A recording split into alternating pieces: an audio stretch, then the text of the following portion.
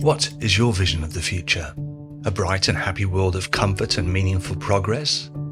Or a dark and dysfunctional world where you're trying to outlive the next catastrophe? Well, the bad news is, the way we're going, our chances of survival are not looking good. The good news is, by applying the developing science of climate restoration, along with all the other tools at our disposal, it seems increasingly possible to return our climate to how it was over 100 years ago. Climate restoration means getting the climate back to levels that humans have actually survived long term. Climate restoration makes a whole lot of sense. It's win-win, healthier ecosystems, a healthier environment. A better planet is obviously better for us. But it's never been just about the science. It's also about our behavior, our choices, and our will to change to survive.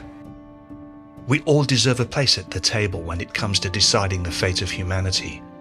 But to make use of that place, you need to have a clear understanding of where we really are and what are our choices.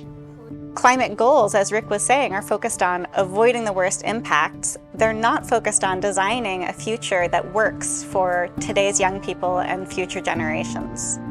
We travel the globe, meeting with scientists, innovators, policymakers, visionaries and activists, all working towards finding a way back to our future. Back to our future isn't about hope, it's about real possibilities. So here we are at Orca on the Hellisheiði Heath outside of Reykjavik. This is the first and only direct air capture and storage unit in the world. And it's actually the only direct air capture unit that is operating at a commercial scale already today. Everybody is looking for a truly scalable way to capture carbon and to help reverse the effects of climate change.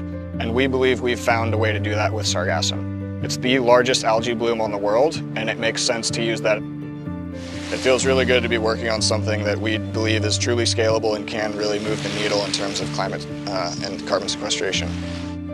Alongside a need to understand, well, how can we figure out how to cut our carbon emissions, comes big questions about, well, what is the role of some of our best engineers in the marine environment, which those engineers are things like kelp, things like oysters, things that have been engineered for thousands of years.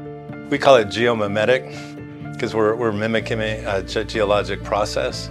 Yeah, it's certainly a game changer. A key difference is it uses very little energy. It's a spontaneous reaction as opposed to trying to purify it, which is just an uphill reaction that takes a lot of energy.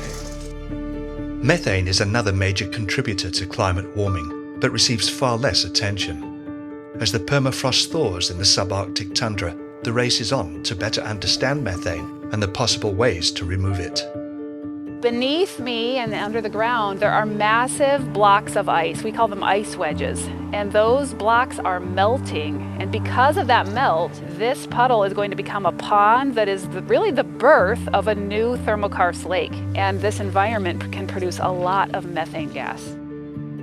This is about humanity's biggest collective challenge and an opportunity to avert catastrophe. And time is running out to find a way back to our future.